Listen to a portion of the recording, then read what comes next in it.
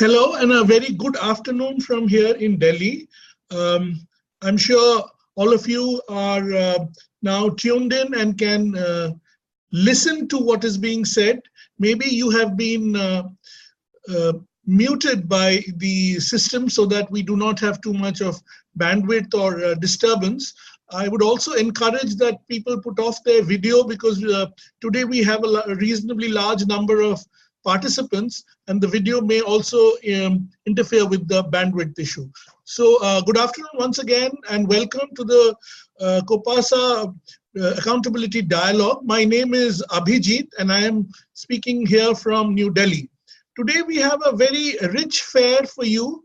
We have a dialogue in which we have 4 practitioners from different parts of the world, 2 from India, 2 from Nigeria in Africa, who will be sharing their practices. But before we go into the practices, I'll be giving you a small background as to what we are talking about when we discuss social accountability in the context of reproductive health services. The plan is that the presentations will be for about 10 to 12 minutes each, and I will give you a 15-minute overview. And we encourage all of you to write your comments and questions on the chat box. You have the chat box on the right. Colleagues at Copasah Secretariat will be keeping note of the questions and will forward it to the presenters. Once we finish the presentation, we will address the different questions that have come up. Each of them will be addressed by the different presenters. If you have a question specifically for a presenter, please do write their names. So that's for the protocol for the day. And I hope we do have a good conversation. I do hope that the internet communication works and call drops are not something that we have to deal with.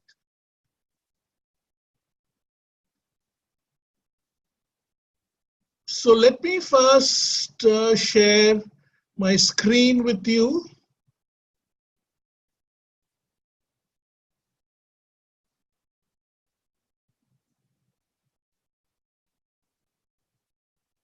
And I'm not very familiar as well, so you will have to pardon a little delay at my end. So as I mentioned, this is the outline of the webinar today. We have 4 presenters, Dr. Contractor from CHSJ here in India. We have Dr. Aminu Magashi Garba from Nigeria, who will be talking about budget monitoring in the context of the family planning program. We have Sandhya YK from SAHAYOG in Lucknow, who will be talking about monitoring of informal fees of maternal health services. And we have Dr. Fatima Adamu, also from Nigeria, who would be talking about gender dimension of accountability in the context of health workforce.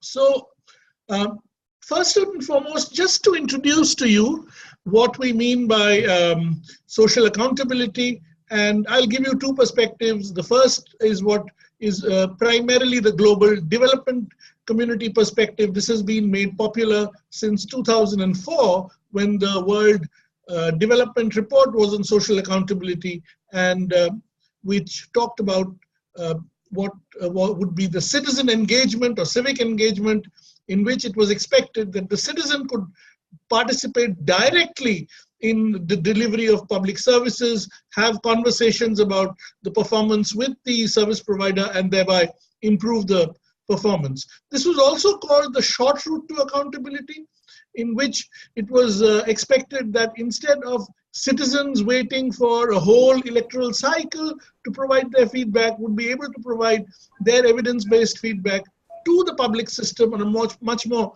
immediate basis, and that would enable the improvement of public services. It is sometimes called the hybrid methodology because it includes both the citizens and some administrative mechanisms as well.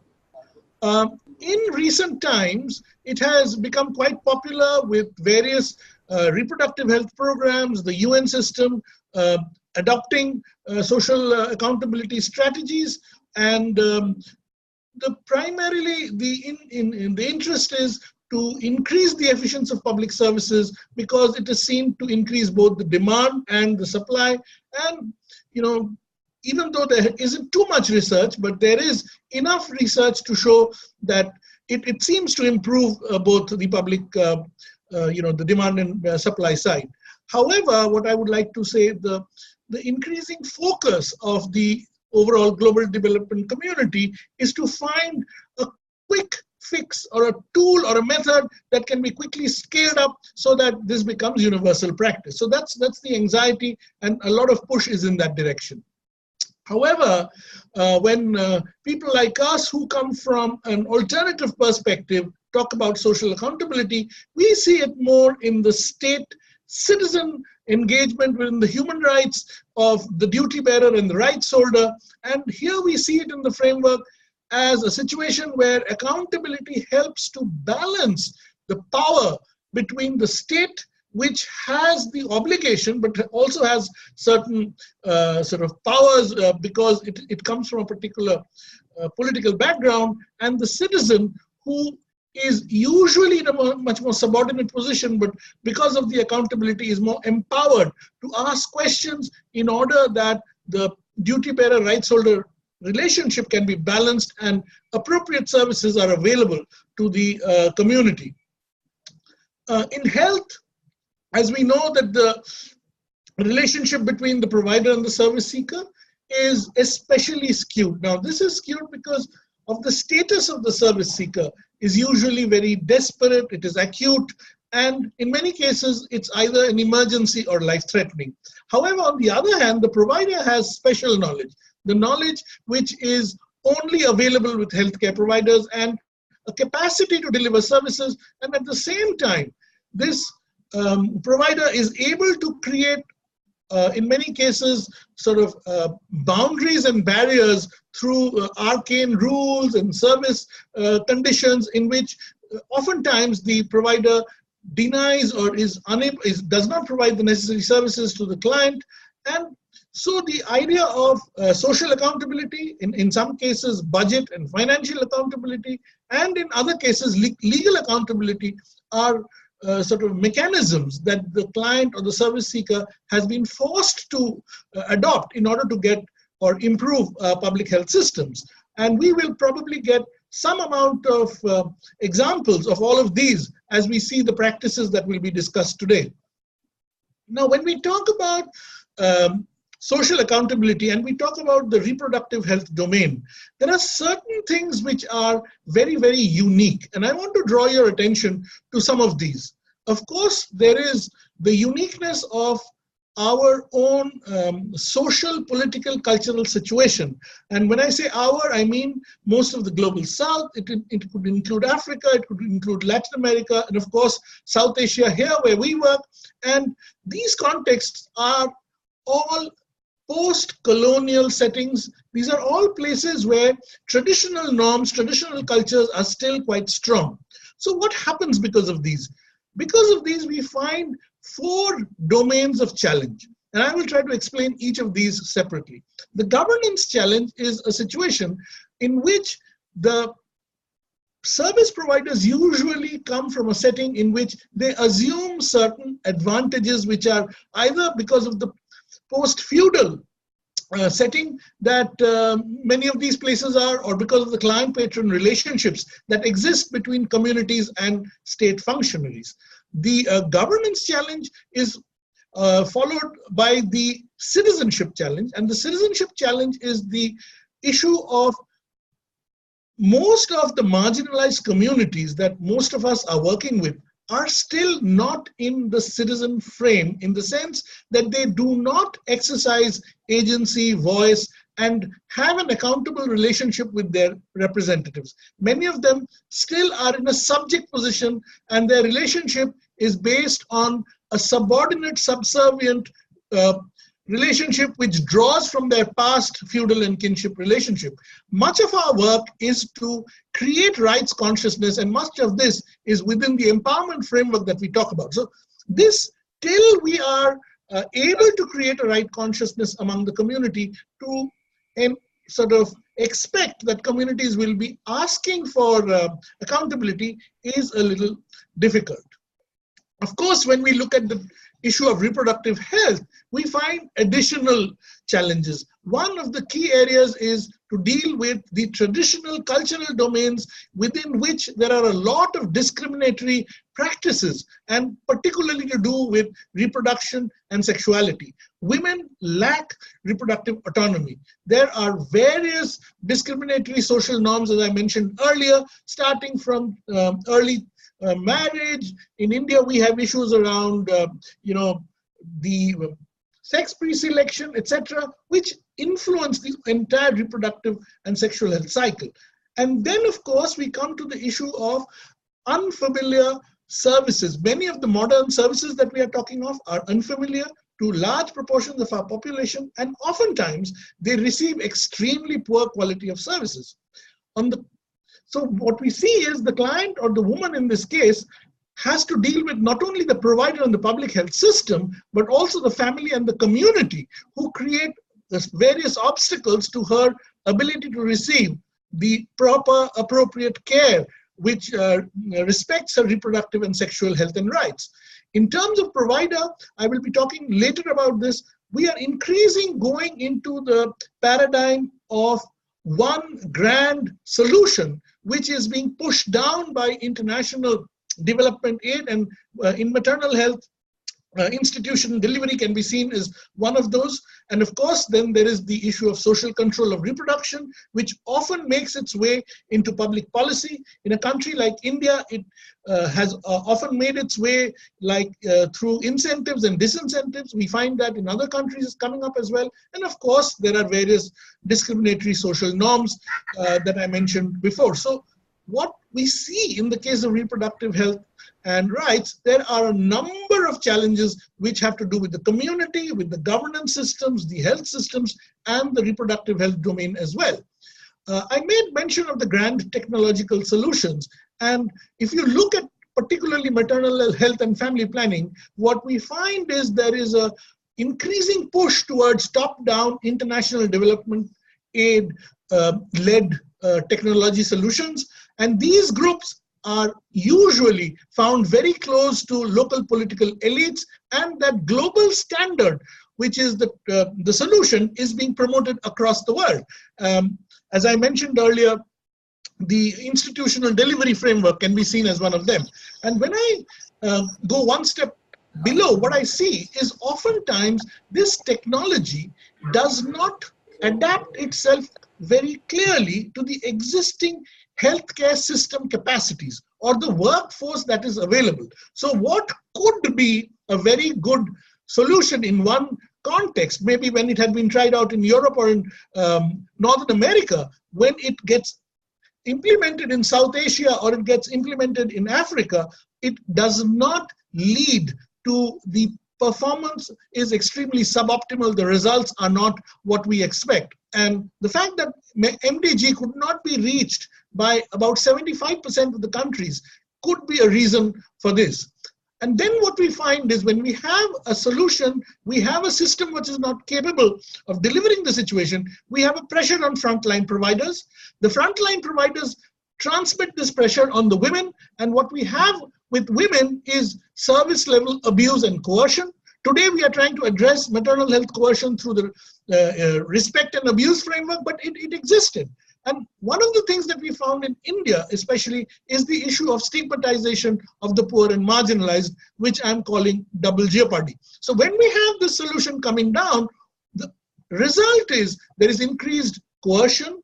The suboptimal performance of the systems means that there is a pressure to fudge data, and otherwise, there is increased coercion on poor communities to come into the system. Recently, we've been coming across papers from Africa which show that women are being fined if they do not deliver in hospitals.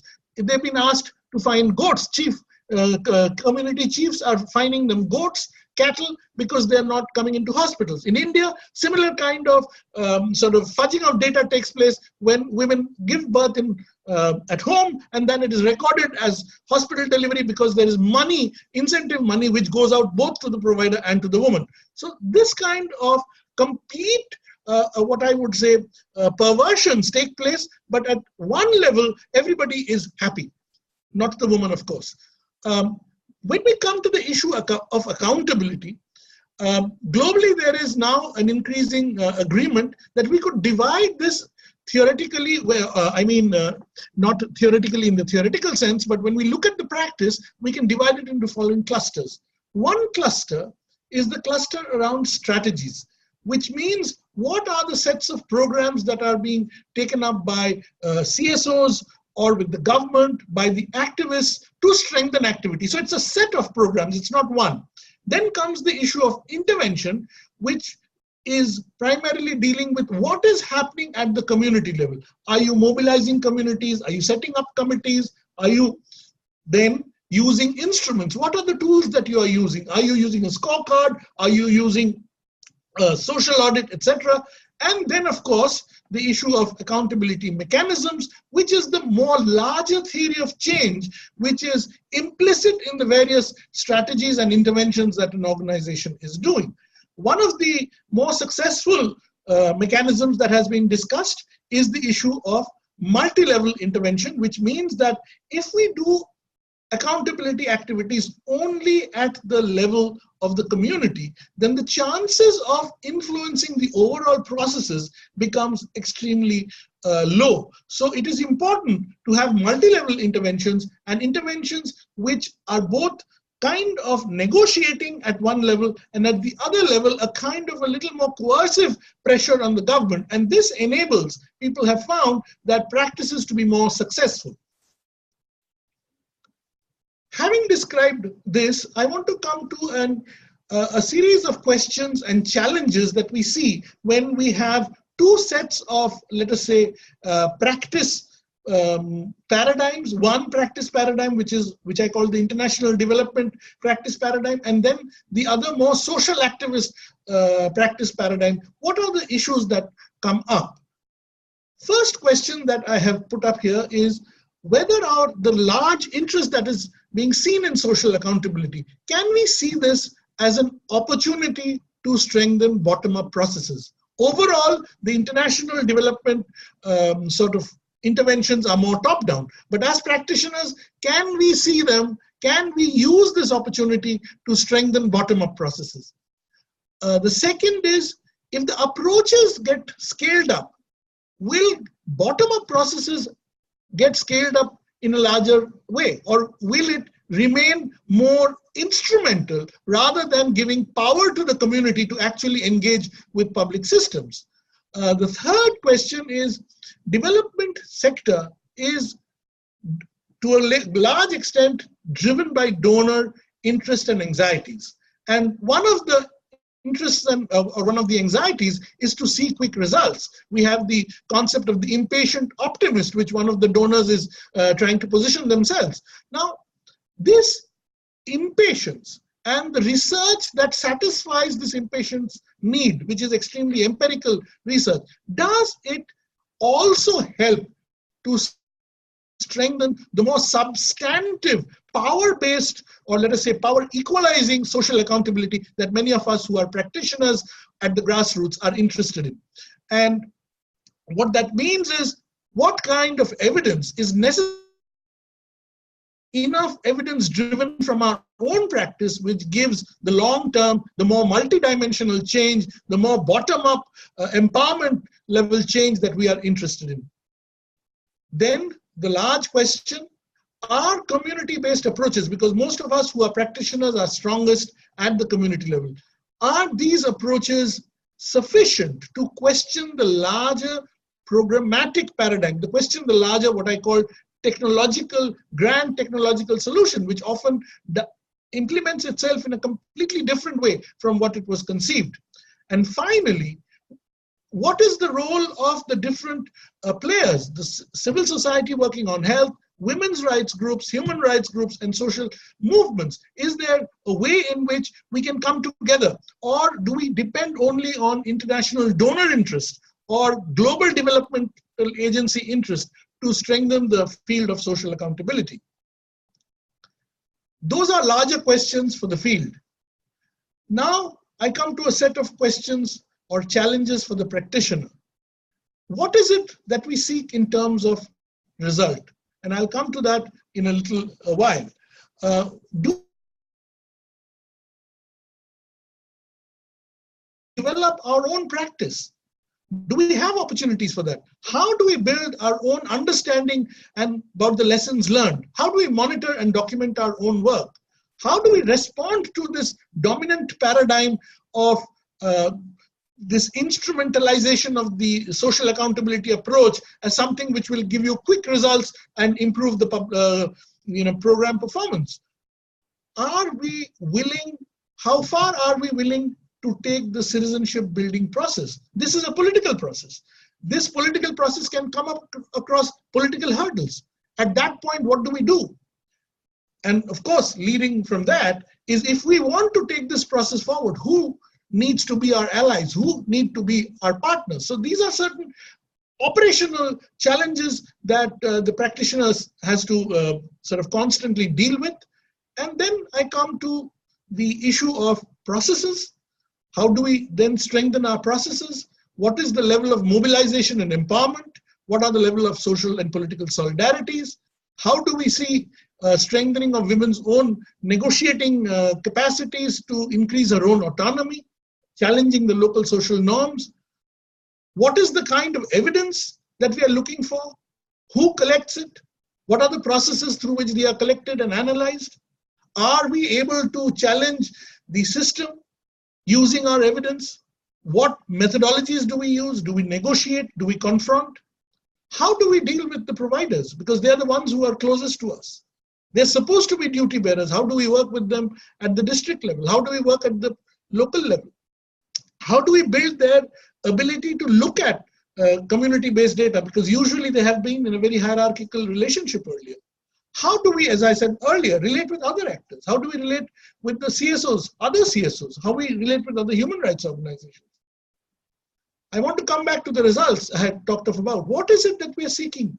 Are we only seeking improvement in utilization and delivery of services?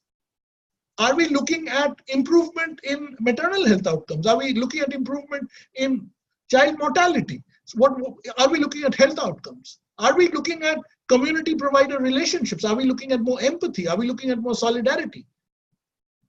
What are we looking at in terms of women's own ability to make decisions about her own reproductive life, about women's larger social status in society, about the larger state civil society relationship, the state of civil society self-confidence to deal with the state, and of course the ability to comment on the technological solution that is coming down from a more top-down approach. So these are a set of questions that we have to ask ourselves before we get into the practice. What do we do? How do we do? And what do we look for as we move ahead? Now, these are the questions I would like all of you to keep in mind as you hear the following presentations. We have the order of presentations is Sana will be talking about the family planning experiences in India. Aminu will be talking about the the budget experience around family planning in Africa. Sandhya will be talking about informal payments and women's ability to negotiate around informal payments using new ICT. And of course, Dr. Fatima will be talking about the social accountability and health workforce issues.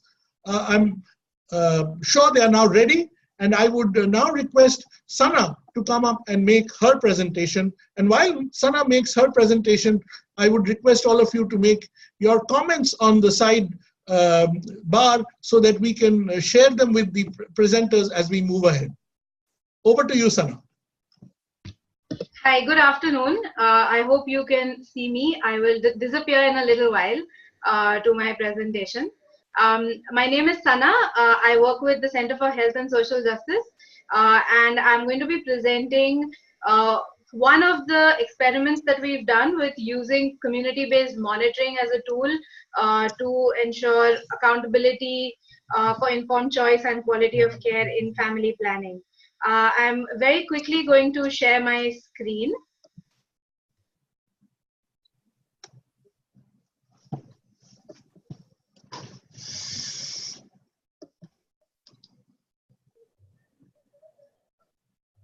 Abhijit, I think you need to end your screen share before I can share mine.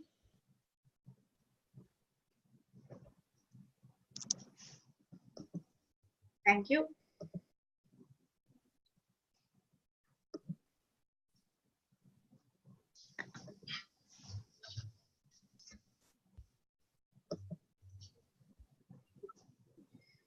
All right, I hope you can see my screen now.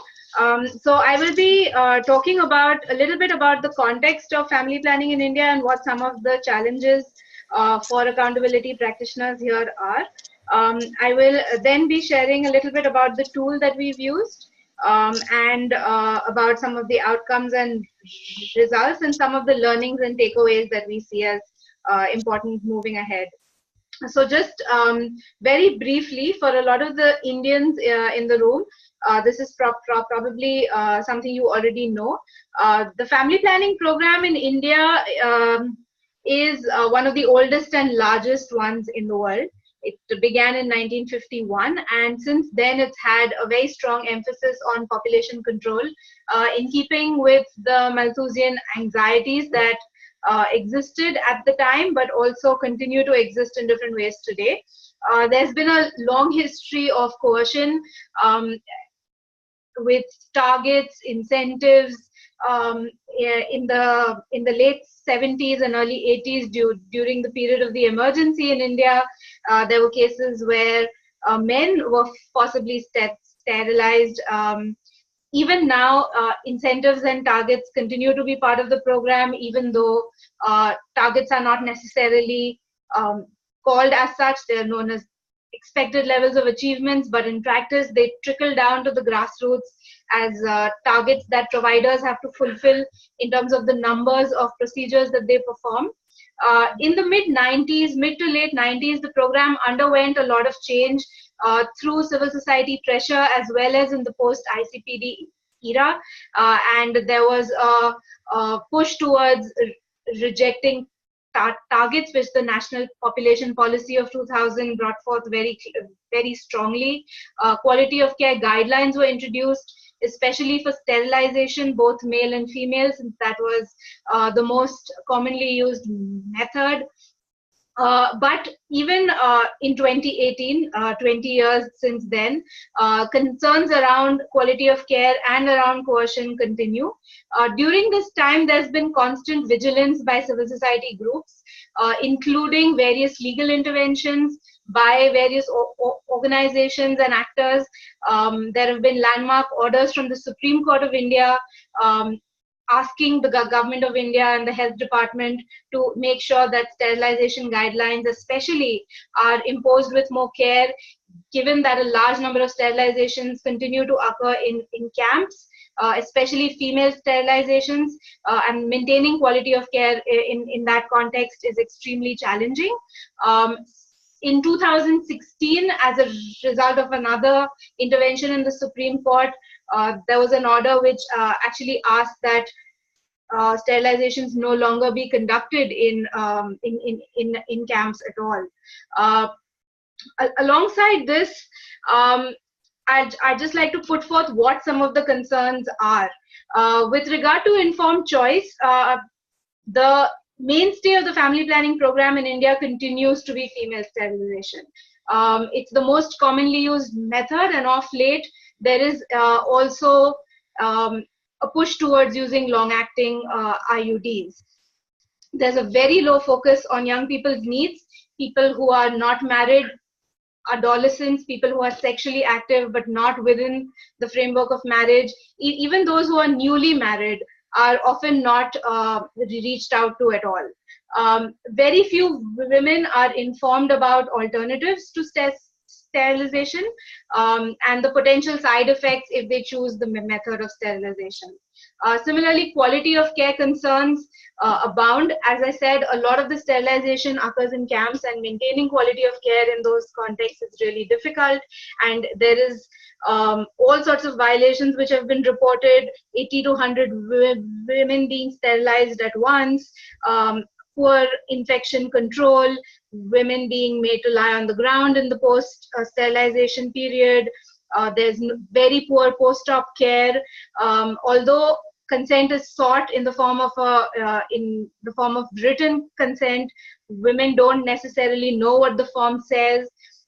Informal targets continue. Ashas, who are the community health workers, are often provided targets for how many acceptors they need to bring in. There's also an incentive for acceptors within the program, and so more incentive for providers, and also a conflict of interest, because then coercion is easier.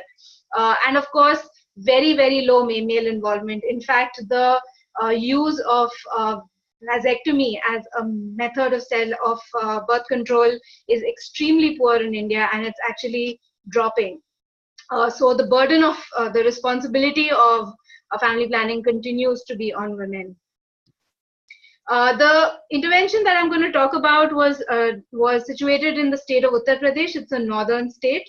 It's one of the states with the highest maternal, with one of the highest rates of maternal mortality, very low use of modern methods of contraception, barely 30%, and a very high unmet need.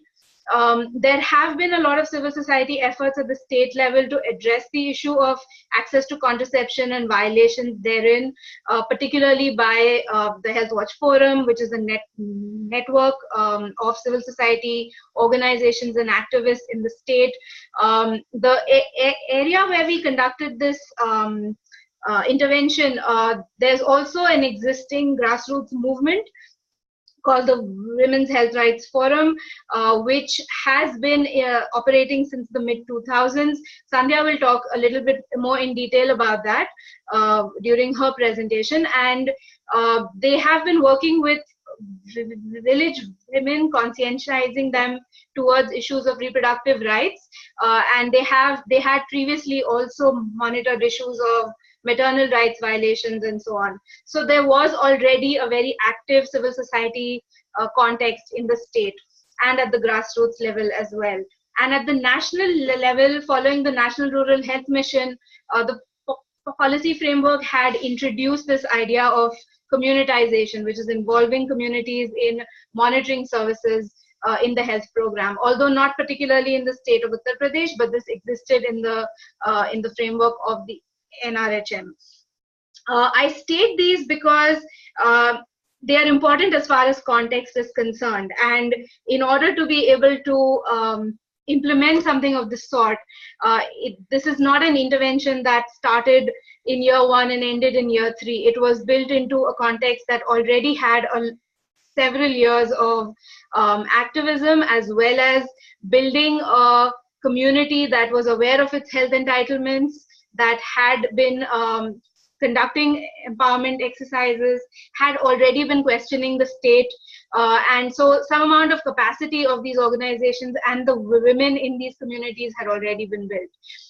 And we introduced the issue of family planning and access to contraception within that context. At the same time, there was also a very strong entitlements framework, since the government of India has had very strict, it's had very concrete guidelines for all contraceptive procedures, and the sterilization procedures date back to 1998, and then they've been revised subsequently. There's also a family planning insurance scheme for in case of deaths or complications. So there has been a lot of effort by civil society to enforce some of these things, and so it exists in the policy framework, and those are 2 prerequisites for conducting something like this. What I'm talking about essentially is what you see in the middle of the slide, which is the inquiry process, and the subsequent sharing of the results of that inquiry, which is what we worked with the organizations to do. So just very quickly about how this was done. What we did is we took the quality of care guidelines and made a lot of the domains that we see as problems within the family planning program, and also within access to the right to access contraception. And so we had 2 levels of inquiry. One was from the perspective of the community, and the other was from the perspective of the health system. And these are some of the domains which we addressed. From the community level, client identification: does the health worker come and speak to women? who are newly married, who are not married, regarding contraceptive use? Are women counseled about the various methods? Are they told about what the side effects might be, what may be the best method for them? When they went for the service, what were the kinds of quality parameters followed? Was the screening done properly? Did they receive proper pre-op and post-op care? Were they provided documentation? Was a follow-up done to ensure that there were no complications? Were any incentives provided? If there was any experience of coercion?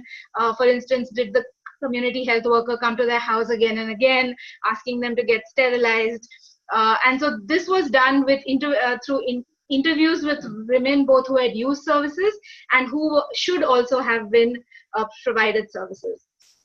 The other part was the facility and provider level inquiry, which included knowledge of methods, whether they've been trained in counseling, what materials they use, what the level of facility preparedness is, what do they see as quality of care in their clinical services, what kind of follow-up management do they do, and what is their experiences of targets and incentives. And this was done through interviewing providers at the facility, community health workers, as well as a facility observation checklist. Based on the data that was gathered by the organizations and the people and the communities, a report card of this sort was prepared, which graded the domain.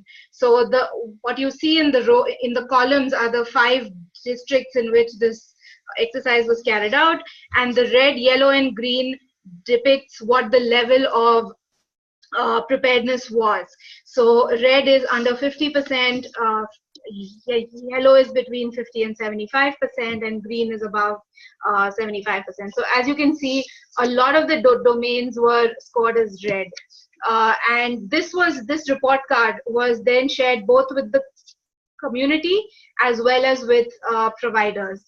And the sharing was done in a public hearing of this sort, which was attended by women from the community, people from the press, as well as providers. So the providers were the ones who were being asked questions. So the data was presented, testimonies of women who had faced complications or who had not received the right kind of care. Those women spoke, and then the providers responded to some of the findings which came up. So both at the level of the district and state, of an inquiry of this nature was carried out. And at the same time, there was also media engagement. So a lot of these issues were also published in the press. In terms of outcomes, very quickly, I'm going to divide the outcomes into 3 parts. One was at the level of the community, and this exercise was done twice, but it continues to happen in various ways through camp watches, etc. There's definitely been an increase in women's knowledge about options and standards of care. There have been instances where women have demanded certain kind of quality of care. There's been a vigilance on the part of providers to not bring more than 30 women to a camp, which is the standard. Women were not being provided sterilization certificates and documentation. So a lot of women started to demand that from the system, and that has been provided. On the part of the providers, there was definitely increased cautiousness and also a willingness to understand the problems. However, not all of the issues could be addressed at the local level. For instance, there were issues around supply of oral contraceptive pills, which needed something to be done upstream.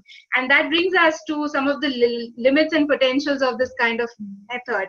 There's definitely a value to organizing communities and mobilizing them around a certain issue. And there is value in building trust between the community and the health system. But it needs to be done within a context where there is already quite an active civil society and within a larger context of health system improvement rather than just addressing a particular issue. And that's also one of the reasons why one needs to have a multi-level approach, which is something that Abhijit was referring to earlier on, which needs to be from the facility level right up to the state. And some issues which cannot be resolved by healthcare providers, say at a primary health center, need to be taken up to the state. And that is also important. Similarly, engaging with other stakeholders like the media helps to bring in more pressure and address some of these issues as well. So I will stop at that for now because I think my time is up, and I will take questions later on and probably add on to the discussion. Thank you. Thank you, Sana, for running us through your experience of community monitoring within the family planning program in India. And it's time now for us to move away from India, and I'd like to welcome and call upon Dr. Aminu, who is an old friend, and it's great that he could join us here. And over to you, Aminu, for your experiences.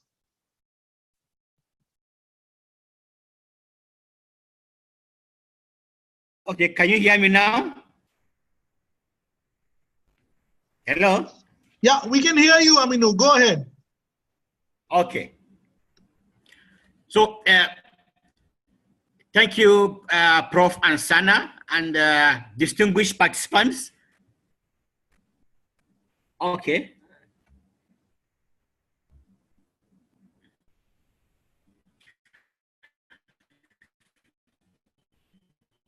Distinguished participants, an opportunity to be in this web advocacy experience in Africa and in particular Nigeria, where we have almost 200 million population. Nigeria being the most populous African country, and the Africa Health Budget Network is being headquartered in Nigeria, is committed to budget advocacy, using advocacy as a tool to inform political actors and policymakers in engaging to promote transparency and accountability. So today I would like to share an experience regarding reproductive health budget advocacy in Nigeria, and also to take the issue of the family planning, which is very key to our conversation today. And I would like to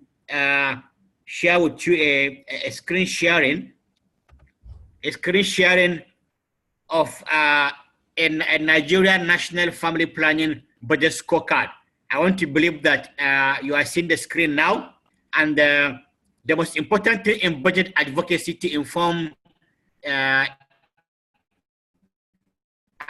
accountability and transparency, and also using budget to influence a positive health outcome. The first and foremost thing to do is to ask yourself, what the professional budgets are using? So, like I keep mentioning anywhere I go, you cannot track what you don't know. So it is important that civil society organizations understand the budget, understand the figures, understand the variables, and how they interrelate with the health outcome. That is the only way a budget can be used to track accountability and transparency. So we first need to understand the budget. And you can see I listed in the screen indicators in Nigeria of interest, where we start with the national health budget, and moving down to the national capital budget, and where was adolescent and nutrition. Then also is an overhead. But as CSO, we don't have much interest in that area because our argument is that government will pay their own staff.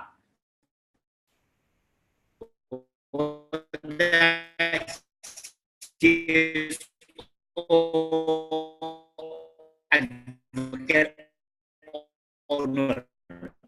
So what is lacking in many advocacy analysis to also understand program? Sometimes also the government spends some money to pay services. This could be domestic or international debt. And in Nigeria, as you can see from this screen, is quite huge.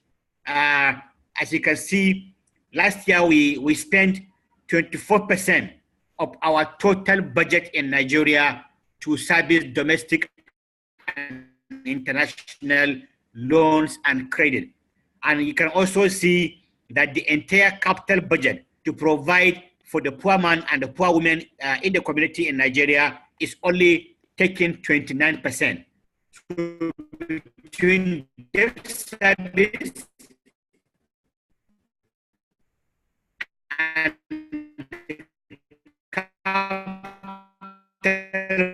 budget, the difference is just barely about 4%.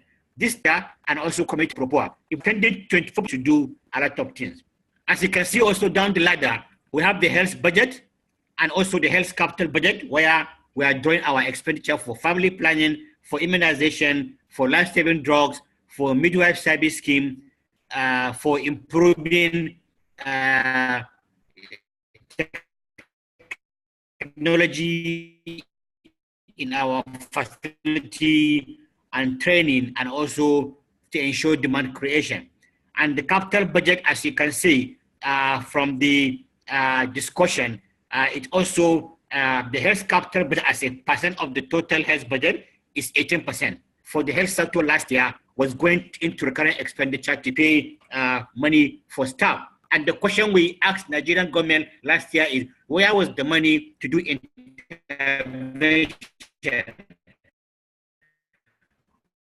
Only 18% of the health sector capital budget was ladder.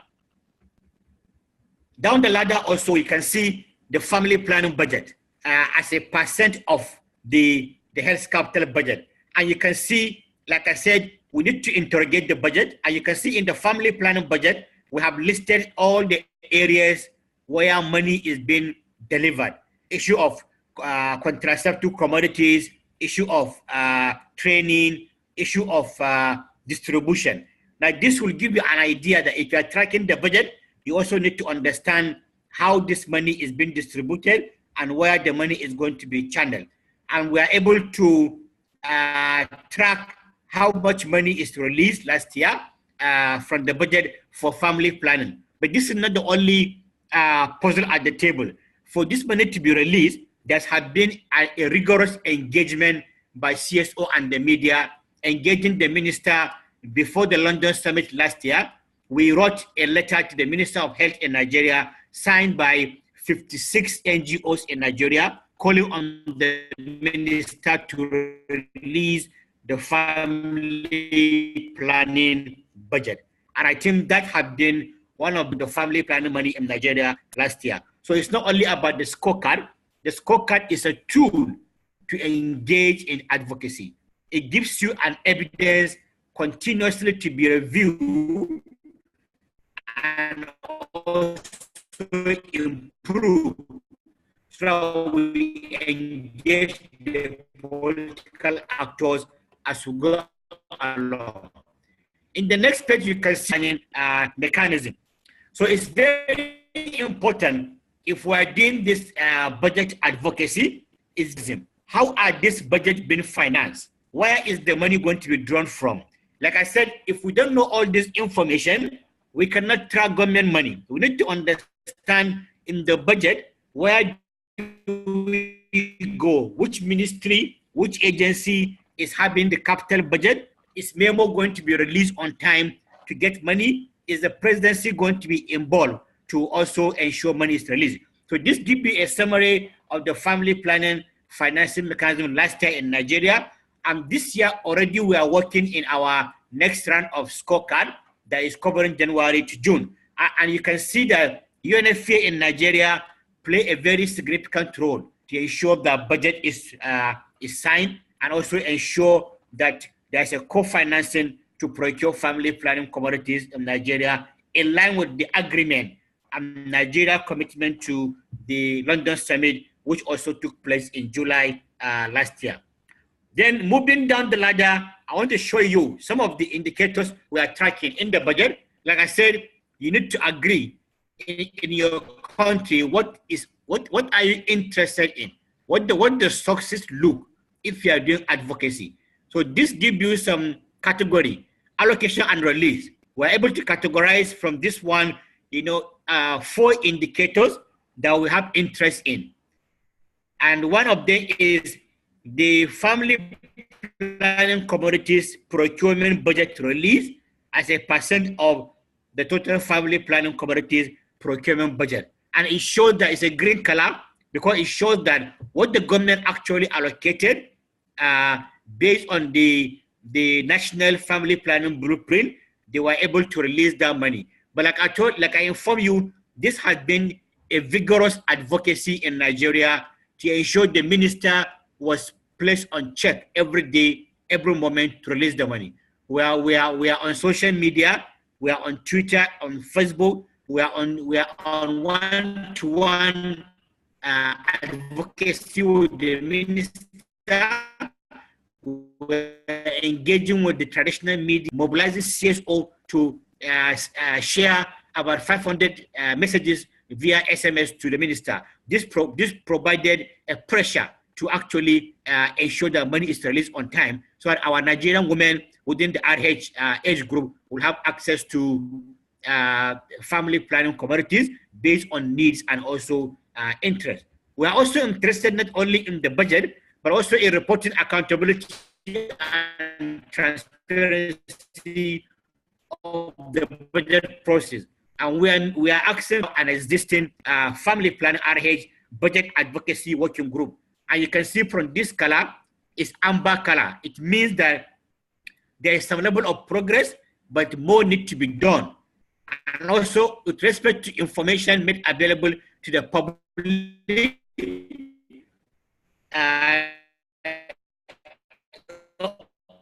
also it's not green.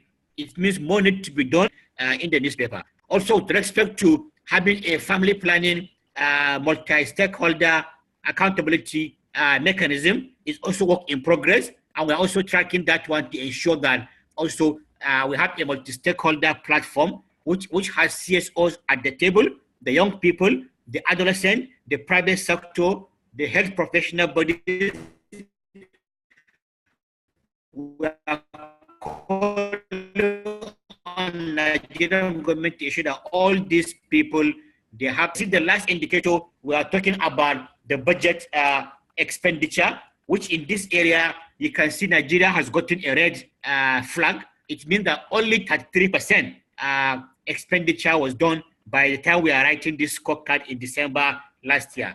Total family planning procurement expended as a percent of the total family planning budget. So you can see this tracking has shown that although money were released 100%, but the expenditure was still below 50. And this can also engage political actors meaningfully. And this information, we hope that this year, based on what we are doing, we are going to have more discussion with the Nigerian government to ensure the right thing is done. You can see the score key, how we score. So our recommendation last year was just simple and one punchy one. Ensure transparent procurement and distribution of family planning commodities across the entire country, not just at national level, but down to the community and the local level. And the remaining few pages were just showing the different, how we are grading and how we are scoring the different indicators. Because like I said, give them everything so that they can understand what we are doing. And these are just 4 pages, so they become very handy, or 3 pages to the policy maker. If you have a budget of 200 pages, the policy maker will not listen to you. But if you summarize them into these 3, so I will stop here because I'm given about 10 to 12 minutes, and I think the time has gone. I will entertain any question if at the end of the meeting, I'm happy to also have a follow-up with the prof if there's any item to discuss later. Thank you so much. Thank you. Thank you so much, Aminu. That gave us a completely different kind of experience, an experience of how you go into numbers, because finally these are the very important figures which determine what will be the nature of the program on the field. Thank you, Aminu, for sharing those experiences. I would now like to call upon Sandhya YK from SAHAYOG. Sandhya will share with us the experiences of working with women in UP using the IT-based methodologies for tracking informal payment in maternal health programming. Sandhya, are you there? Yes, I am there. Thank you, Abhijit. And good afternoon to everyone in India and good morning to people in Africa and other parts of the world. So I will be talking about an experience that we, which is SAHAYOG, has had with its CBO partners in Uttar Pradesh. And I'm going to begin by sharing my presentation with you all. So in just a minute, we should be able to do this. Yes, here we are. Okay. So my presentation is called Promoting Governance and Accountability Through Active Citizen Participation. And this is a case study of a campaign that we ran for 4 years called the Mera Swasth Meri Awaaz, or My Health and My Voice. This particular campaign was based in Uttar Pradesh.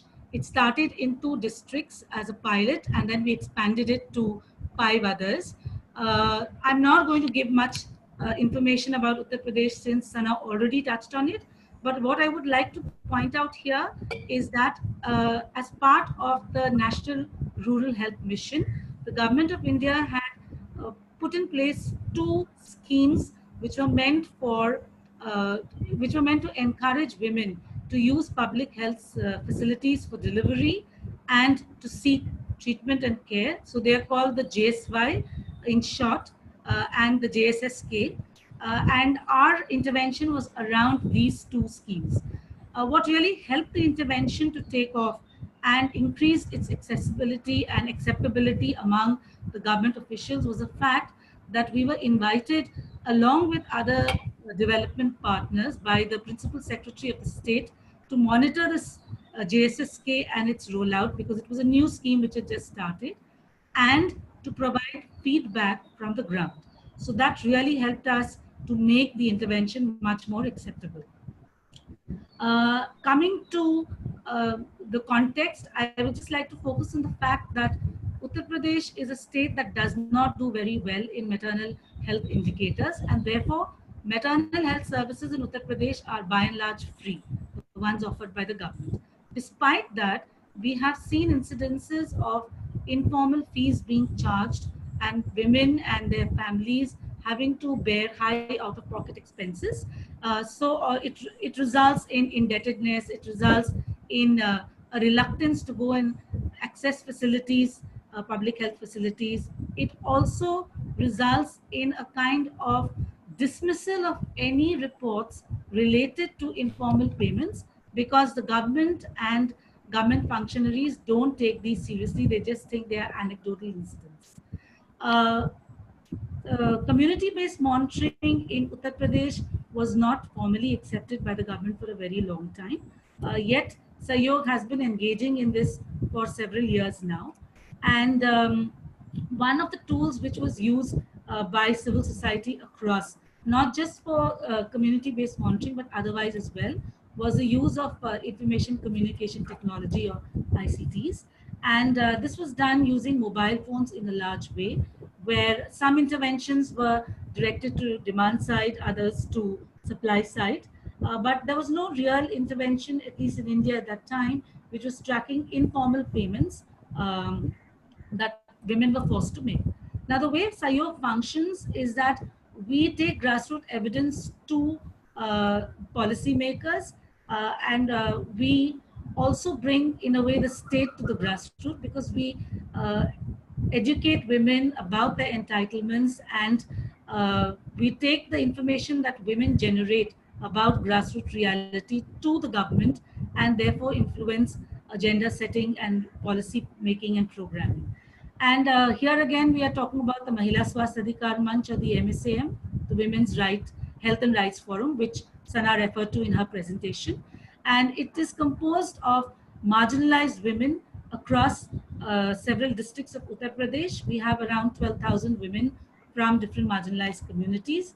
And our work is through CBO partners, organizations that are based in the grassroots, and they are the ones that really nurture the MSAM. And over the years, as Sana mentioned in her presentation, we've been working with the MSAM. We've helped them to learn about rights and entitlements. They begin to reflect on their own experiences, and then they become vocal, they present the data, they demand for more accountability and engage with the state. And all of these efforts, we feel, have led to an empowerment of the MSAM women, and through their demands, an empowerment and an increase and betterment in the quality of services. Now, if we talk about the project, it started in January 2015. Sorry, the pilot phase was till 2013, and then again we expanded it. So the phase that I'm going to be talking about, technically the helpline came into existence in 2012. So from 2012 to 2016, we had a helpline which existed. We called this the Mera Smart Meri Awaaz project, or My Health, My Voice. And here what the system, the way it was organized, or the way we had conceptualized it, was that there was a toll-free number, and women could call onto that toll-free number. It connected them to a voice interactive system. And in each of these, in the voice interactive system, there are various options for the categories for which women were normally asked to pay informal fees. So for instance, in our previous work, we had seen that women were asked to pay for medicines and supplies. They were asked to pay while at the time of admission. They were asked to pay for JSY checks. So there were several things for which women were asked to pay informal fees. And those were categorized. So when a woman dialed in, options were given, and she could choose whichever option she was charged money for. We had an additional thing, which was to track the amount of money women spent on these payments. So we categorized it as being more than 500 rupees and less than 500 rupees for each demand that was made. Now, whatever complaints that the women made, they came and they got registered onto this website, Shahidi, and the red dots that you see on the map are actually the number of complaints that come from that particular facility. So as the number of complaints increase for a particular facility, the size of that red dot also becomes larger. And when you click on it, you would get details about the kind of complaints that were made in that particular facility. So in a snapshot, you could actually see what women were experiencing when they went to a particular facility in terms of demands for informal payment. What were the results that we got over the 4 years? So we've categorized the complaints, as I said, that we had categories, and we've given a percentage for the number of complaints that we received. So the maximum was to admit a patient just before initiating treatment or during delivery. And you can see the rest of it, a large amount of it was to purchase medicines and gloves and ambulance services. And what is interesting is that most of the payments, like 72% of the demands, were for over 500 rupees. And this was when the JSSK scheme that promised free maternal health services were very much up and running. Another thing that we found was, because of our efforts, the MSAM, CBO, our CBO partners, and SAHAYOG, we were able to build very good relationships with the state, district, and district officials. And they acknowledge the fact that, yes, informal fees is a problem. It exists in the system, and the reports were not dismissed as being anecdotal or, not something that they could ignore. So that was one good thing that we got. The second thing, the result was that this was taken so seriously that many of the officials issued orders asking for this data to be looked at, to be discussed at during meetings of the hospital management committees, or the RKS. And sometimes some of the facility managers also asked frontline workers why there were so many persisting demands for informal payments. In some cases, patients were even able to get back the money that was demanded. And another interesting feature of this helpline was that it had an emergency number. So in case of an emergency, the woman on dialing would not need to go through the list of options for informal payments. But if she just pressed the number 0, she would directly be connected to our CBO partner, and she could talk to the CBO partner and tell the CBO partner what kind of problems or harassment she was facing. Often we had women who were not admitted by the providers, or when blood was needed, blood was not given. And that telephone call to the CBO provider was taken further, because the CBO provider then, the CBO, not provider, sorry, the CBO partner would then call the officials concerned, like the CMO, and the problems normally got sorted out.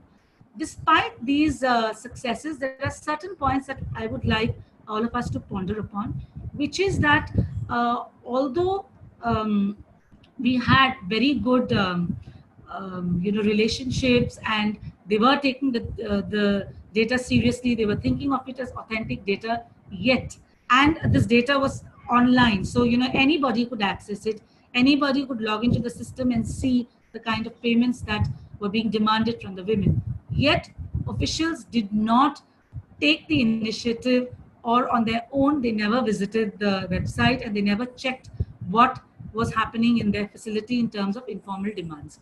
It was only when SAHAYOG and partners and MSAM created separate report cards and took it to them that the data was discussed. So, or just having a technology, even if it's an appealing technology to the providers, doesn't mean it's going to translate into them using it and an improvement of services.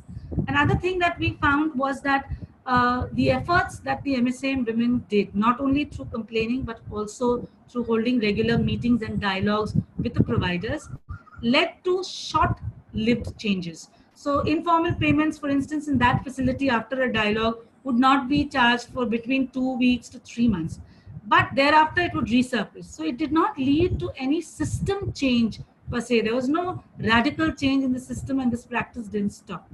And we also found that over 4 years, like towards the end of the project, the reports to the helpline actually started reducing, which didn't mean that the number of demands for informal payments were reducing. It just meant that women didn't see things moving, they didn't see improvements, and so in a way they got discouraged and they reduced reporting. So this was one of the reasons why we also stopped the helpline, because we felt that we had established what needed to be established, but the helpline was not contributing to any system improvement or permanent change, and therefore we felt it was time to stop it. So to conclude, we feel that the Mera Swasth Meri Awaaz project did demonstrate that you could use confidential mechanisms. Let me just add that we call it confidential because through this particular project, you could not trace who the person was who made the complaint. That was in a way an advantage, because the woman couldn't then be, there was no fear of backlash.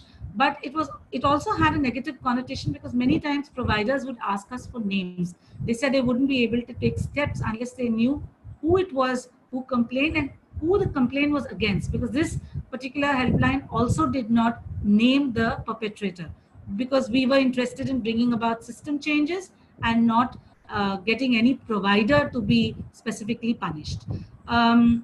So it helped to capture real-time information. It did help to capture anonymized data, but it is possible for such an intervention to succeed only if there is an informed citizens who are using it.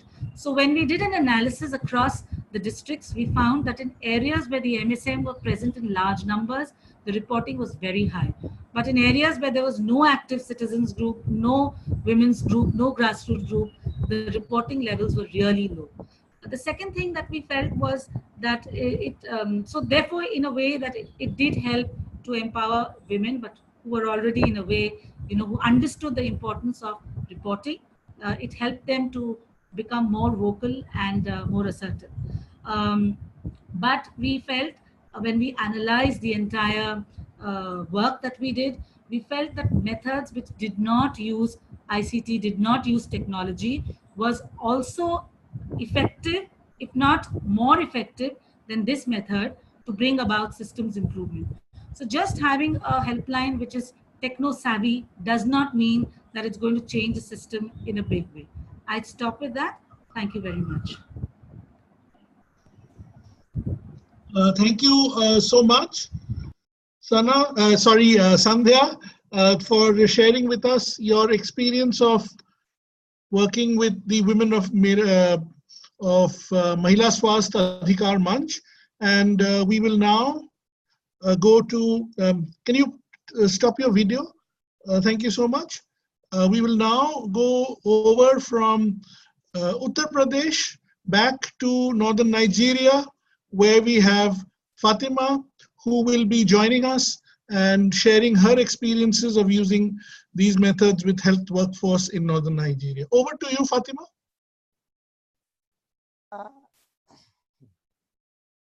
Yani, you unmute. Unmute.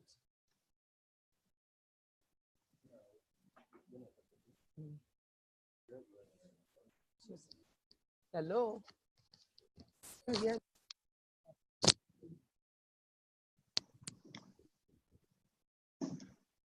Hello. Can you hear me? See, they wouldn't unmute. Okay, Zoic system into me. Hello, can you hear me? Yes, Hello? we can hear you, Zainab. Fatima, go ahead. You can hear me? Yes, we can hear you. And can you see my presentation? Yes, we can see your face.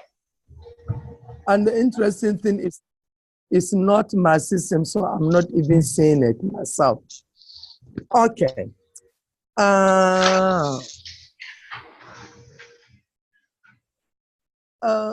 I'm trying to. Okay, actually, I'm not seeing my own presentation, but because it's not my laptop, so I will just go to it. Is Zainab's presentation. I hope I remember what I. So we want to share the experience as was said by the moderator about Women for Health experience in northern Nigeria, working with the communities to working with the communities to. Can you? Maybe I need to. I cannot see my presentation. That's my problem now. Can somebody advise me how to access my presentation? Yeah. Okay, I can see it now. Thank you. Okay, so it's about working with the community to address shortage of female health workers. Can you hear me? Yes. Yes, we can hear you. It's very clear. Okay. And I don't know why I didn't use my laptop. Anyway, I still cannot move from one to another.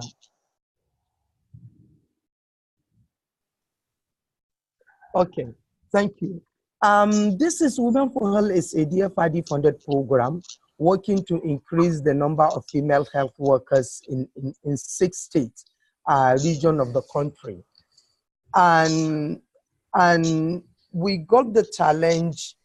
Northern Nigeria, probably, I don't know whether how much, has the worst indices, social indices, especially health, and including shortage of frontline health workers, and especially in the primary healthcare centers. So to address the human resource challenge, we decided we have to engage with the community to do that. And this is because some of the challenges why we are having such problem, they are community related. They are community related. So to do that,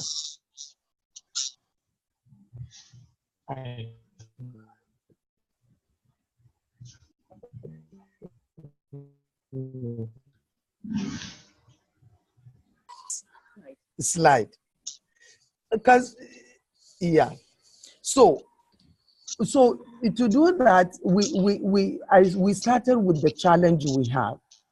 We definitely, one big challenge, as we said, was that many of the health workers, they are from the urban areas, and then they don't want to be posted to the rural areas. So even when posting was done by the government, they refused to do that. And then in most cases, they had behind religion that they cannot leave their family religiously. They are supposed to be with their families, to remain with them. And again, in fact, those that are even posted or they don't relocate to the communities. They still remain in their urban centers and then transiting, commuting from there. In most cases, they render a few hours in the hospital. And as we know, a woman in labor, it can come anytime. So when the women need them the most, they are not available to render the service. So in recognition of this, government had made some effort. So for example, in order to encourage health workers, government introduced what they call rural posting allowance in addition to your salary. So if you agree to be posted to rural area, you will get additional allowance. Government also introduced what they call the midwifery service scheme. And that is a national service, which it is compulsory mandatory for every qualified health worker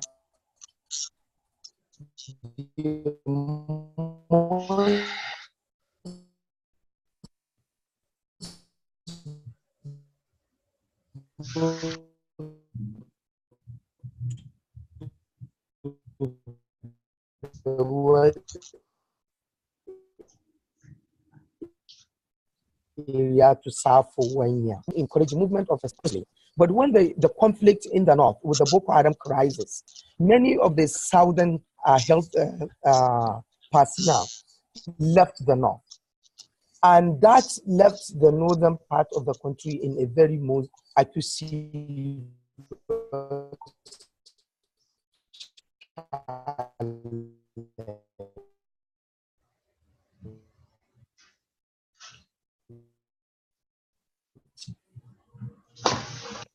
Can you please help me? Yeah. So based on that,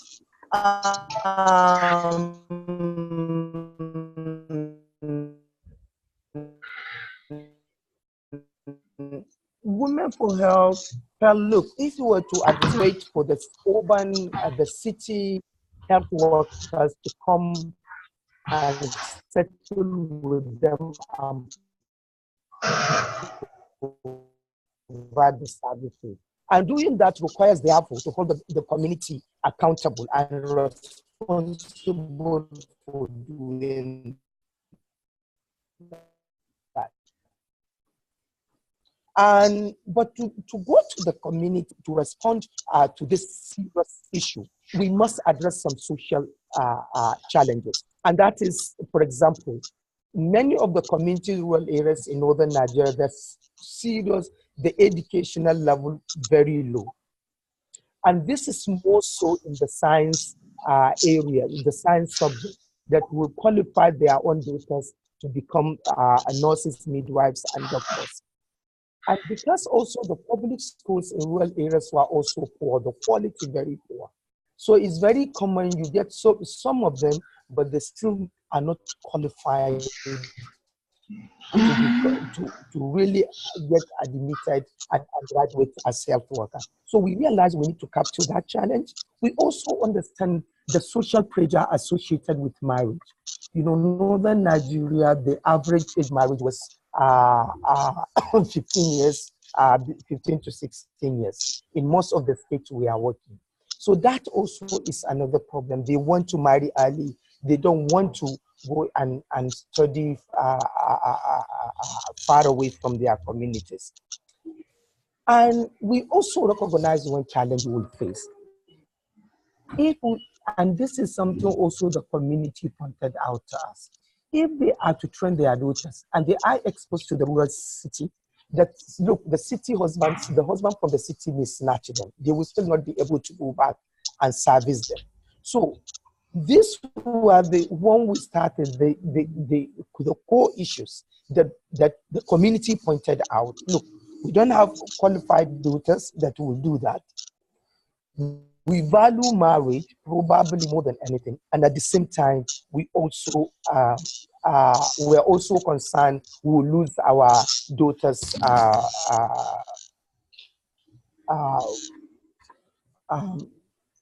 So this was. Can you please move to the next slide? Hello.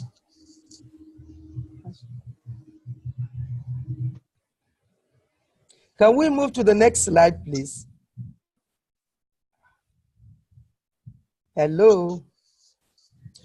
So confronted with all these issues, the community pointed out that needs to be addressed. So we introduced what we call the Foundation Year Program. And the Foundation Year Program is, first of all, is meant to really provide the academic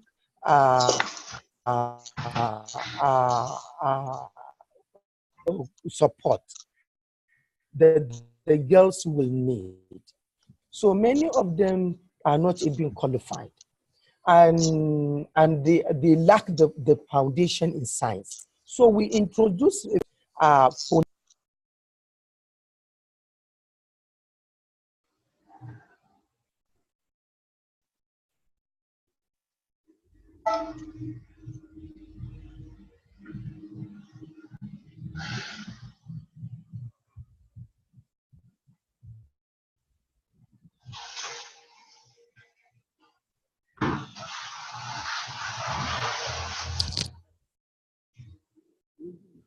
hello. Okay, so Hi. to do that, we introduce the foundation, and we have the bridging. Those who do not have the required qualification, which is a 9 month. Hello. Hello? Those who do not have the required 9 months, and then those that have the required qualification, we have what we call preparatory, a shorter period to give them the foundation in science. So, having agreed to do that, we went back to the community and really said, look, we are ready to support you to do that. But one big issue is you must give your own daughters into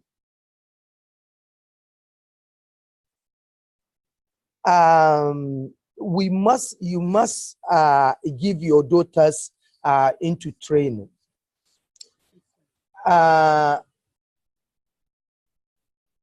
Nike, what is the next slide? Please, the next slide.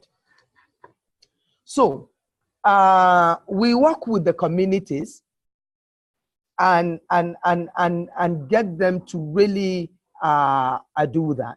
So one way we did that was really to work with the powerful within the community, and for the community to appreciate that daughters from the cities will not be involved in doing that.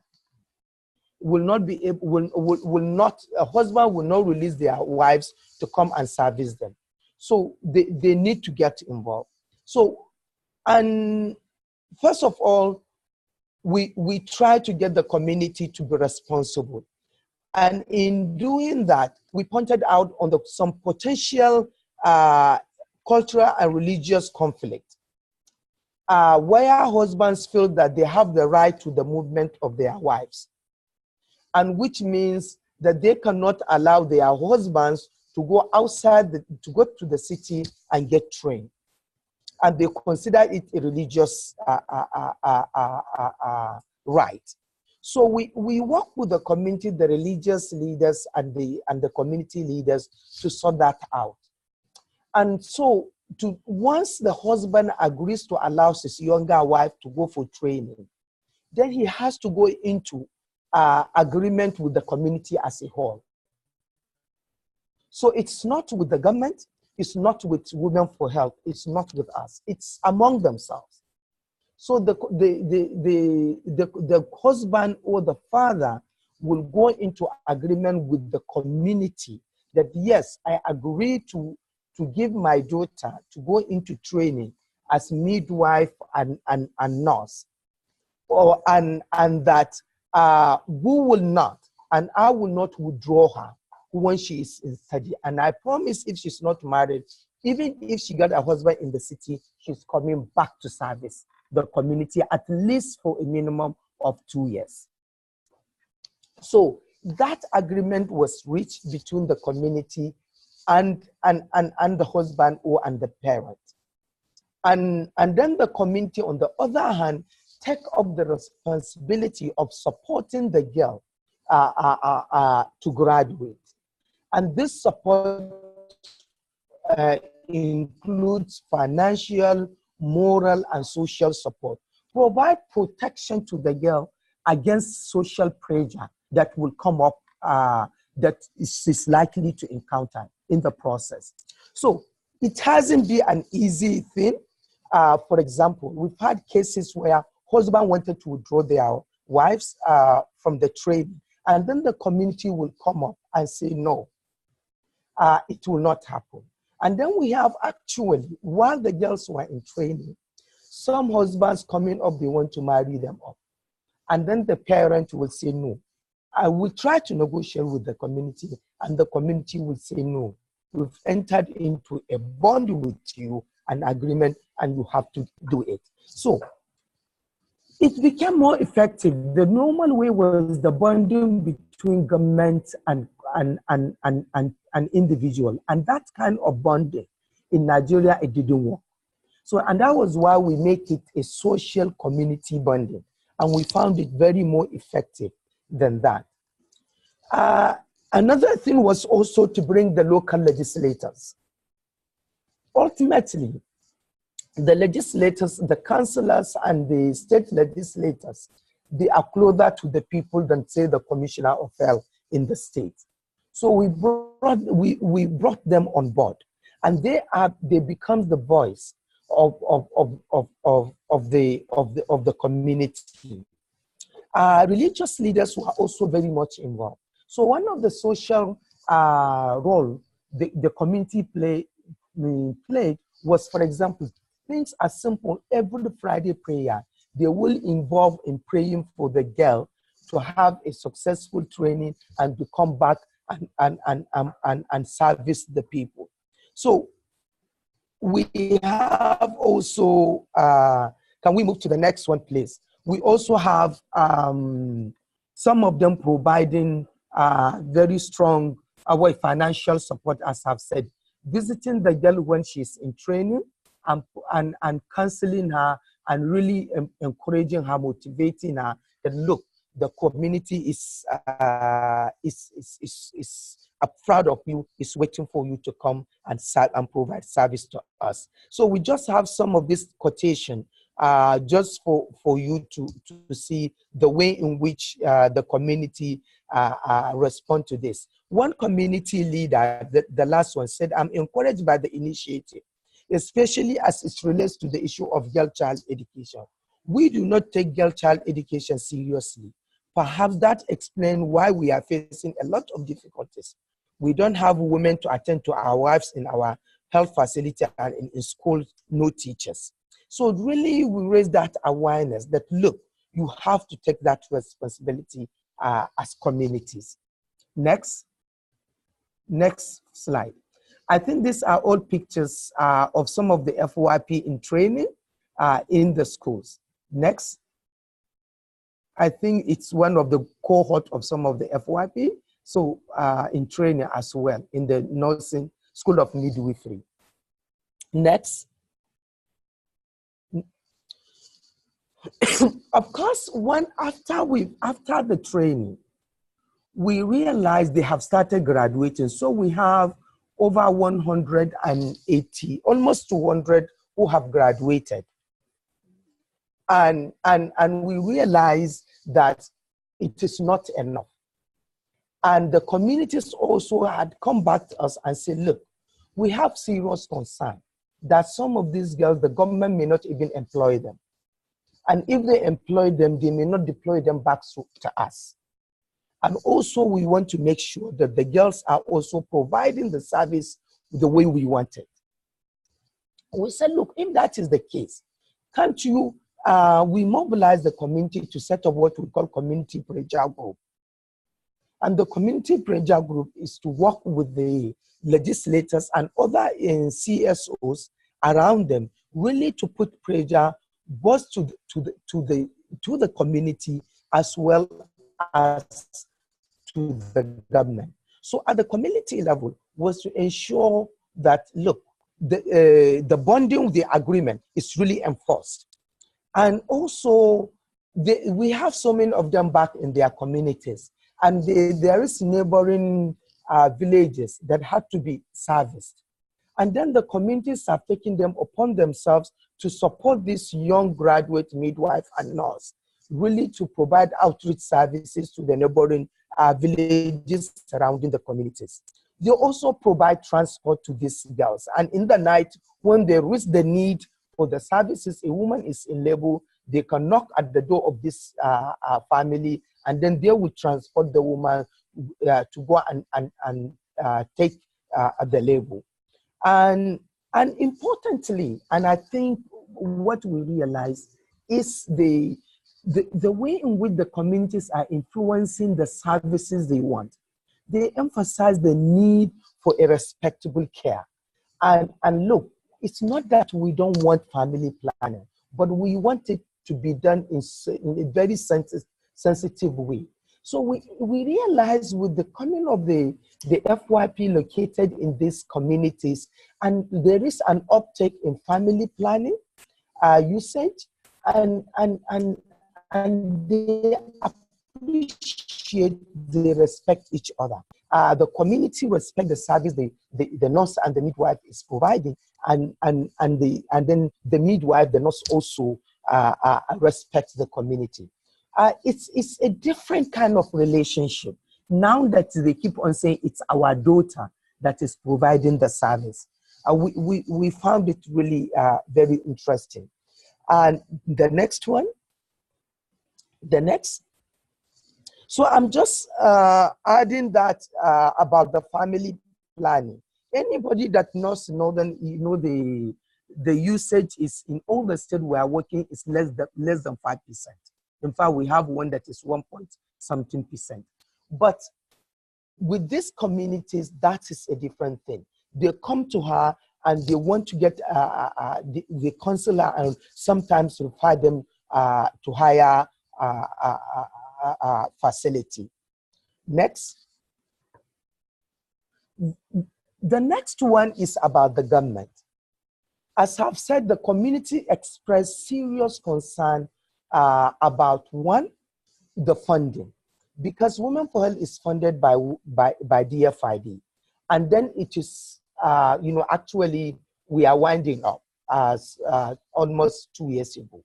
So we said, look, if we want to, we've gotten an extension, but the state where we are working, we are no longer, the government is funding FYP. So we engage the community, look, you need to get the government to continue to fund this program if you want it. So in all the 5 states we are working, currently since last year, government had been the one funding FYP, paying for all the expenses involved. The committee are continuously challenging that with their legislators. In fact, there was a case in one state where they went to the rodeo and really challenged the government, and then the funding was reinstated. The communities also have concern that once we are left, once Women for Health is gone, that the program may be captured by those in power at the government level and at even the elite. And then the children of the poor and the rural girls will not have the opportunity. And we are working, and they have been really working against that, so they make sure the admission process, because now government is implementing it, they follow up to make sure the admission criteria set up of going to rural community to select, to nominate their own daughters, that is not abuse. And that is one thing, they are working with the government, and it's one area that they are holding government to account. I mentioned about the issue of those that graduated. They also make sure the government employ them. So they are pushing for that, and they're really making a good job of it. And also not only employed, because initially there was a case by the government that, look, in some of our secondary facilities, we don't have enough midwives. So we want to post them there. And so that was also another negotiation between the community and the government about deploying them at least close to their communities. Another thing that we found useful, and which the community pressure group, was the kind of supportive supervision they think the young girls need. And that is also being negotiated with the government to provide that supportive supervision. And there is some mentoring in at least 2 states, some mentoring system put in place by the government in order to be monitoring and supporting these young girls that are operating and working in the community. So this is our experience so far, engaging with the community. I think in conclusion, what we've learned so far is that, look, if you challenge the community and give them look, you can do it, and they can really take it up and do it. But before, they were reliant on government to come and provide the service for them, and it's only complaint. What we've learned also was the way in which that system, the involvement of the community, really create very strong bond between the communities and the training institutions, the colleges of nursing and midwifery. There is now very strong relationship that they know. They visit them and they ask them, when are you going to do your admission? And then they make sure their own daughters get admitted, all of that. So there were so many accountability relationships that developed as a result of that. And thank you for inviting us to share our own experiences. And we're looking forward to more of the collaboration with you. I hope so. Thank you, Fatima, for your presentation and how you have been working with communities to build local capacity to do midwifery and provide health services in northern Nigeria. In between, we've already had a few questions. I'd encourage others to also view the chat box, because there's some conversation going on there as well. One of the questions that has come is to deal with sustainability and I think the issue of sustainability can be dealt by everybody, but there are some specific questions, and those specific questions are being flashed on the screen.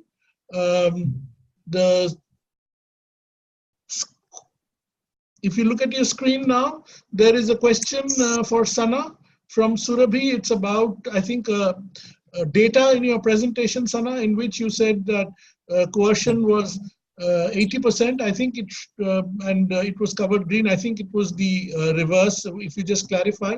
There's also a question from Boryan. Next, please. In which Boryan asks how women enter the program. So Sana, you can address these questions. Then we have a question for Aminu, which is about how do you think the government can reduce its dependence on foreign aid on the health budget. Then the next question is for, again, it's not a question, it's more a comment on how, this pressure issue that Sana had mentioned, and Sunita shows that it's also an issue that she has faced in her work in Rajasthan. The next is, again, the question that I talked about was sustainability, and I think the sustainability question is important for all of us. The next one is the issue of the community challenges regarding and family challenges regarding reproductive health, and if anybody has worked on those issues. And I think a bit of it can be addressed by Fatima, and Sana, you could also look at it. And again, the issue of sustainability and keeping the spirits going in the community. This has been something that Sandhya is sharing. And Sunita responds very similarly, is that it's very high energy to start with, but then if you don't get results, what happens? Can the energy be maintained? And again, a sort of an agreement with Sunita's question. So these have been some of the thoughts. Is there anything else? There's a question about services, which I think can be addressed. And is there anything else there? Oh, thank you so much. I'll ask Sana quickly. Sana, in about 2 minutes, can you share your thoughts about the questions that you have received? Yeah, I'll do some of the clarifications very quickly. Surbhi, regarding the issue of the number 80%, it does not represent the proportion of women reporting coercion. It is a score that's been provided based on how women answered that question. So throughout the scorecard, if you see a green, it means that the coercion reported was less. So it's the inverse of that. Interestingly, in some places we saw that reporting actually changed in the second round once the community was more aware of how coercion operates. The question that Boryan asked about how do women get into the program, if you're talking about the family planning program, the access to contraception program, the way it works is that the community health worker, the ASHA as she is known, is the one who motivates women to come for services. And she doesn't have much of a relationship with men. And that is somewhat related to the issue that Sunita also flagged, that the burden continues to be on women, and the ASHA sort of uses that easy way to just keep targeting women rather than speaking to men. And there is a real programmatic issue over there, because the ASHA is from the village, the men in the village know her, and there are cultural barriers for the community health worker to speak with men. And so we've also done other work around making men more accountable to their contraceptive responsibilities within contraception. Then there was a question about how do people address issues of community change and demanding accountability from communities. I think Fatima's presentation was extremely enlightening in that regard, in how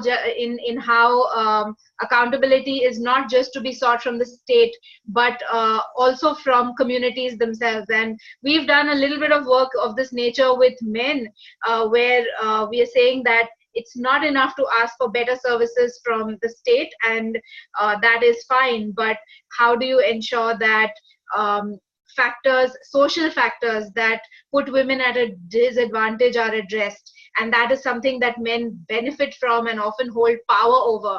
And so there's a simultaneous responsibility for demanding accountabilities from communities themselves. Also, I'm linking it back to what Abhijit said in the beginning about the uniqueness of reproductive health and why accountability in reproductive health is different from other issues. Then there was something about contraception for unmarried people. This didn't really, it's not something that we are not a service provider, but yes, the fact that the family planning program, a family planning program and not an access to contraception program, completely leaves out unmarried people. There's reluctance in talking about the issue, and because the focus of the program is still to some extent reducing the number of children that people have. It's only after the woman has 2 children that she really comes into even the ambit of people reaching out to her at all. So that is a big gap and needs to be addressed. I think if there's a larger question of sustainability, but of course that is, I just want to flag very quickly that one of the things that we've also been talking about within Copasah is the need to look at accountability interventions beyond just projects. And short projects are not likely to address some of these very, very systemic issues. And so we also need to think about how long-term movements operate and how those can be sustained. I'll stop at that. Thank you, Sana. I'd now like to draw Aminu into the conversation. Aminu, I have also a question from my side. Is that you did mention the budget and the scorecard that you've developed. It's at the national level. How do you use these data to energize the community to get also involved in asking questions at the practical level?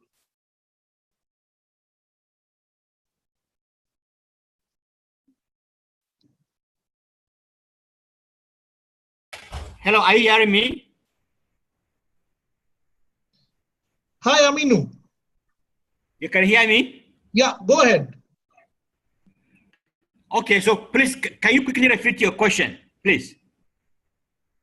There were basically two questions. Borian had one question to you about the foreign aid component and what are you working with the government to get more domestic funds into family planning? My question was this. The exercise that you showed us was at the national level and looked like a very technical exercise. How do you get the sort of more community to engage with this, the CBOs or the CSOs to engage with such a technical exercise?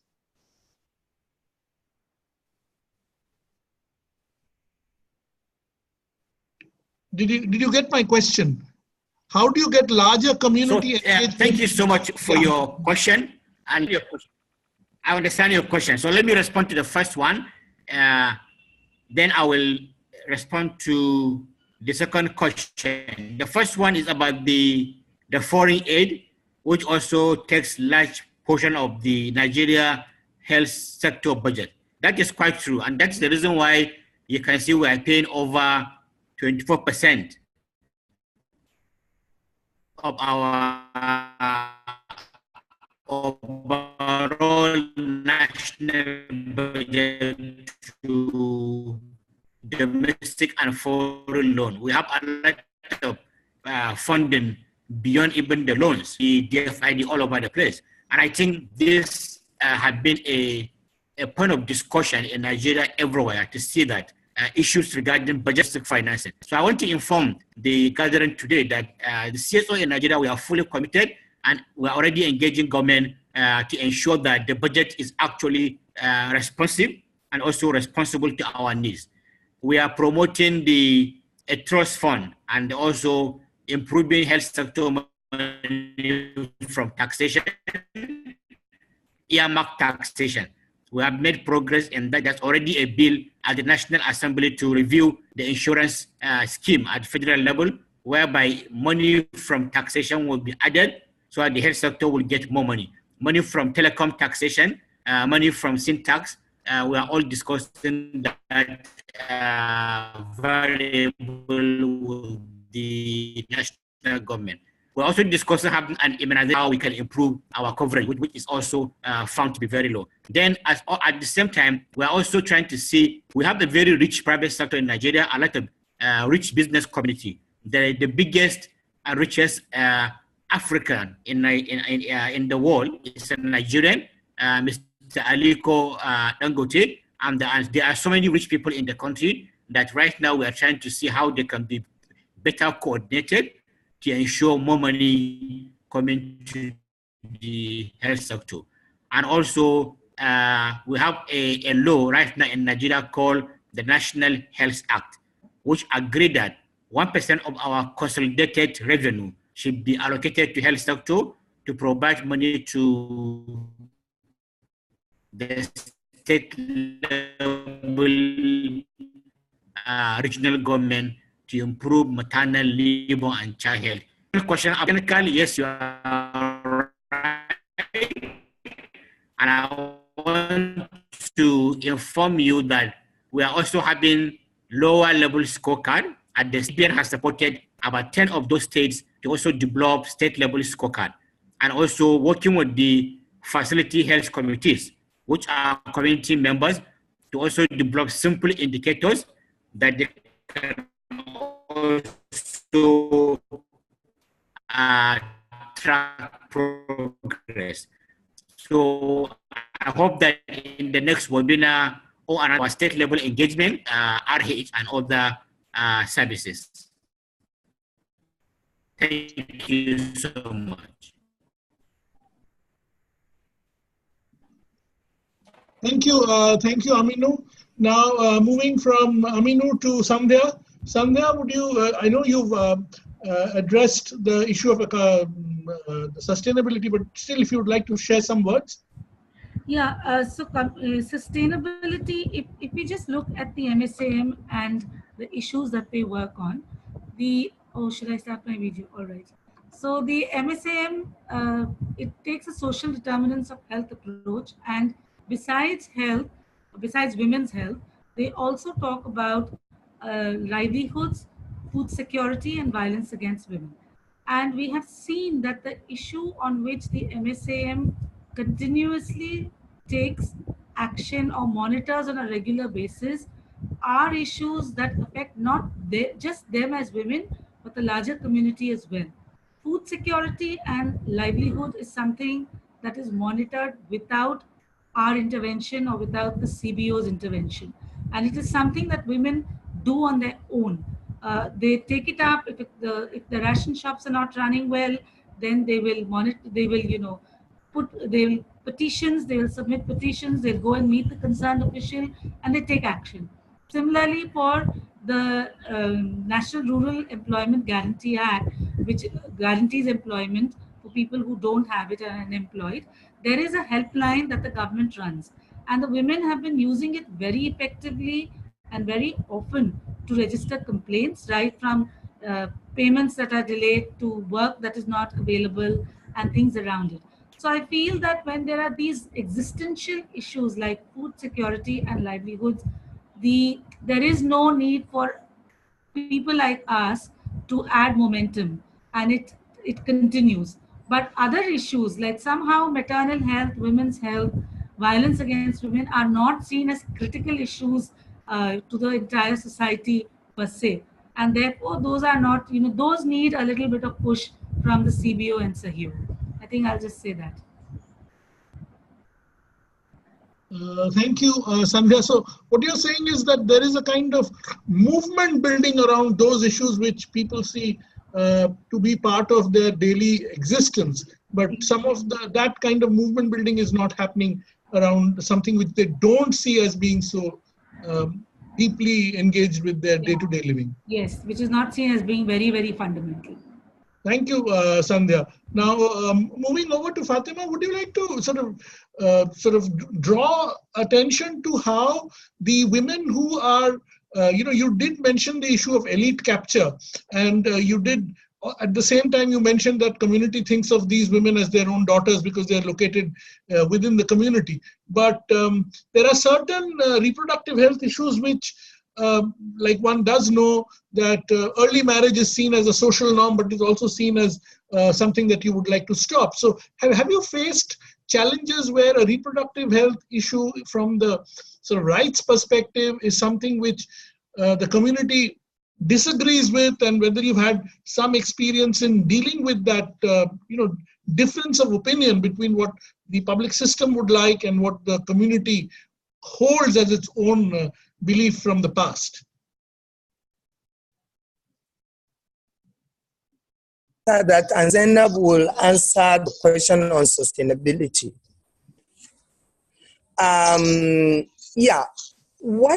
Because Women for Health is not involved in the service provision and all of that. But what we were hoping was that through the fact that the girls are resident, are part of them, that they will be able to engage and address and engage on issues related to reproductive health. So, for example, they are considered as a role model by the younger girls in the community. And so many of them, so many of the younger girls and their parents want them to also be like these health workers.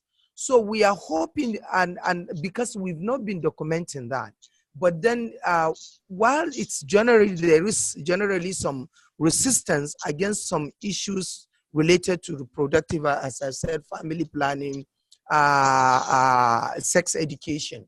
We were thinking through this FYP, as members of the community, those kind of resistance will be able to be minimized, and they will be able to engage and open up a new set of relationship that wasn't there. But as I've said, we think them as service providers, and so through their own cap as service providers, I think they will be able to break all these barriers. And Zainab will respond to the issue of sustainability. Hello, everyone. My name is Zainab.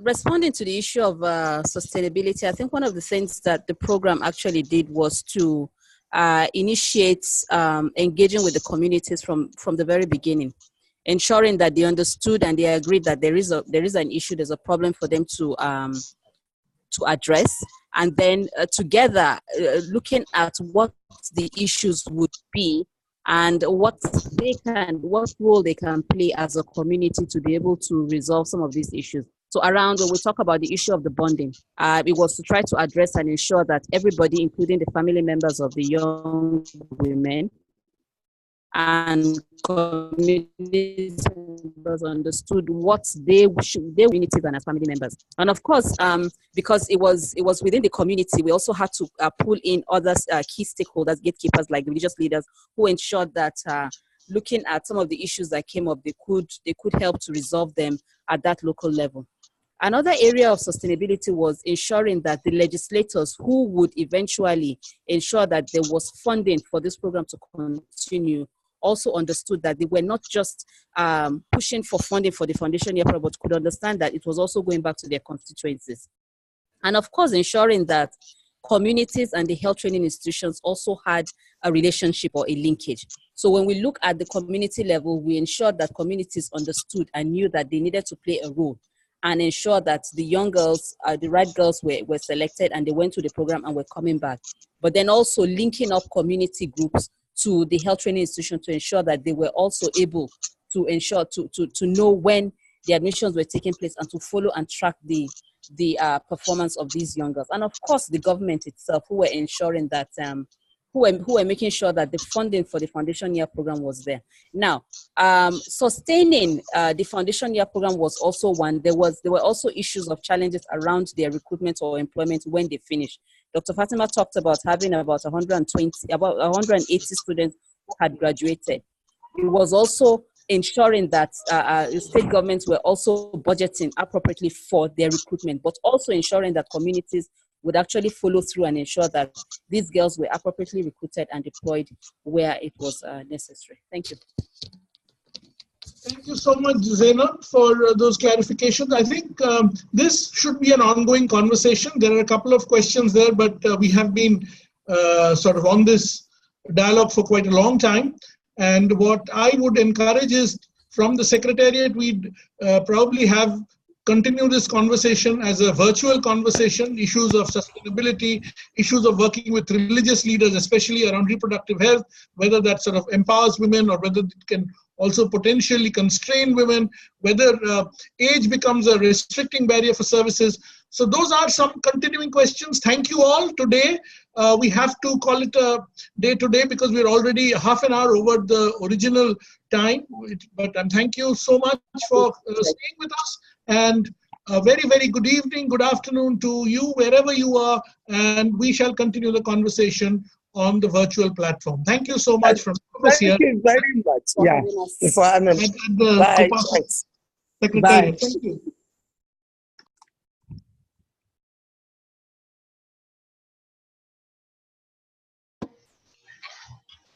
Bye.